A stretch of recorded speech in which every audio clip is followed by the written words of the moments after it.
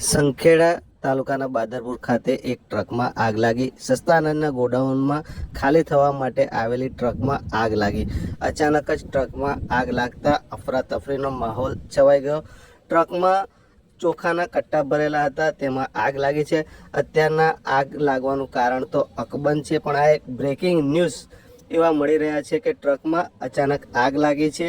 આગ લાગતા જ અફરાતફરીનો માહોલ છવાઈ ગયો હતો। આગને બુઝાવવા માટે તાત્કાલિક સંખેડા તાલુકાના બાદરપુર ખાતે આવેલા ફાયર ફાઇટરને અત્રે બોલાવવામાં આવ્યું હતું। ફાયર ફાઇટરે આવી આગ બુઝાવવાની કામગીરી હાથ ધરી હતી। હાલમાં આ ટ્રકની અંદર લાગેલી આગને બુઝાવી દેવામાં ફાયર ફાઇટરને સફળતા મળી છે। સંખેડા તાલુકાના બાદરપુર નજીક આવેલા સસ્તા અનાજના ગોડાઉનમાં લાગેલી આગના આ દ્રશ્ય છે। આગને બુઝાવવા માટેની કામગીરી હાલમાં હાથ ધરાયેલી છે। ફાયર ફાઇટરે આવી આગને બુઝાવવા માટેની કામગીરી હાથ ધરેલી છે। અત્રે મોટી સંખ્યામાં લોકો આ આગના દ્રશ્યને જોવા માટે એકત્ર થઈ ગયા હતા। આગને બુઝાવવા માટે આવેલા ફાયર ફાઇટર દ્વારા ખૂબ જ જહેમત ઉઠાવીને આગને કાબૂમાં લેવા માટેનો પ્રયત્ન કર્યો હતો, જેમાં તેમને સફળતા પણ મળી છે। આગને અત્યારના કાબૂમાં લઈ લેવામાં આવેલી છે।